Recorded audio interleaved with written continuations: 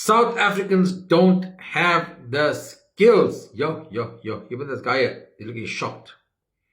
These are words by former President Thabo Mbeki when dealing with the illegal and undocumented and documented foreigners issue in South Africa, March, Abahambe, getting rid of all of these guys. Before we get to this, he also made a comment, and I've seen numerous other African commentators, influencers, etc., talking about what type of jobs are these illegal, undocumented, documented immigrants stealing from South Africans. Is it the 60-60 motorbike driver? You don't want to do that. Is it the guy cutting hair on the street? You don't want to do that. Is it the car guard? You don't want to do that. Even if it's the machinist in the clothing factory, you don't want to do that. You don't want to be a gardener. These are all too low. Jobs are too low. And I've been watching a lot of African influencers talking and saying, you guys don't want to do this job. You don't. It's too low.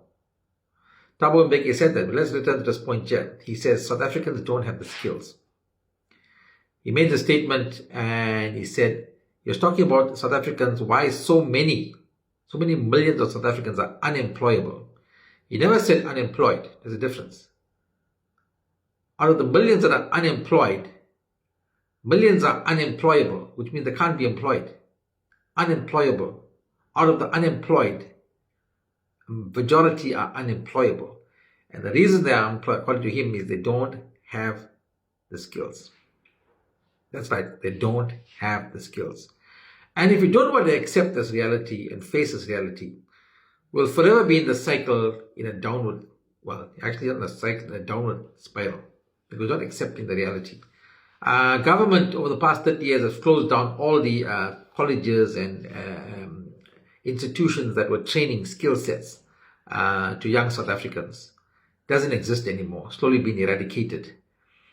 60% youth unemployment. What programs have been put in place by government to train youth?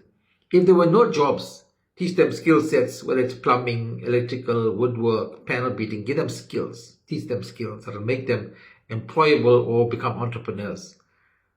None of those programs exist as far as I know. If you know, let me know.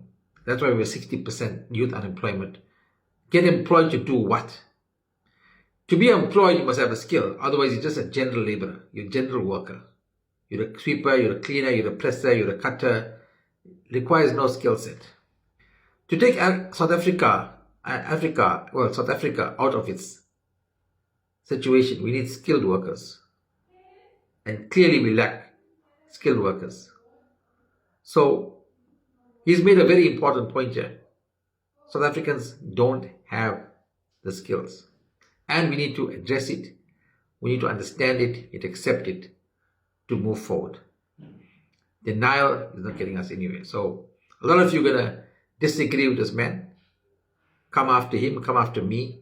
But he's no slouch. He's no idiot. He's a former president. He spent years in government, spent years in the trenches. He understands Africa. You know his speech, I am an African. I am an African. I am the wind. I am the trees. I am the stars. I am the felt. All of that speech. He's not a stupid guy. We have to listen to what he's saying. He's got advisors, got knowledge. Local knowledge, African knowledge, international knowledge. And if we don't want to accept stuff like this, I'll talk about the industry I'm currently involved in helping. It's the CMT industry, the cut, make and trim, called the clothing industry. There are machinists there, machinists. 90% machinists are foreigners. And the reason is the locals don't want to do that job. They don't want to do it. We've done the exercise, we put out adverts, very difficult to find. I'm not saying they're not out there. But if there's 100 machinists, foreigners, there's only 10 to 20 of locals wanting to do that job. And even those who do take the job, after a couple of days they leave the job, they're gone. That is the reality, but no one wants to talk about it. I've experienced it firsthand, I know it. Currently going through it. So we are in the situation. And either we have a serious conversation about it. If we really want to build this country, there's a lot to do. But marching and chasing people out of the country, after March 30th or June 30th, how much better will the country be? I don't know. Maybe you guys might prove us wrong. I seriously doubt it though. But anyways, leave your comments in the comments below.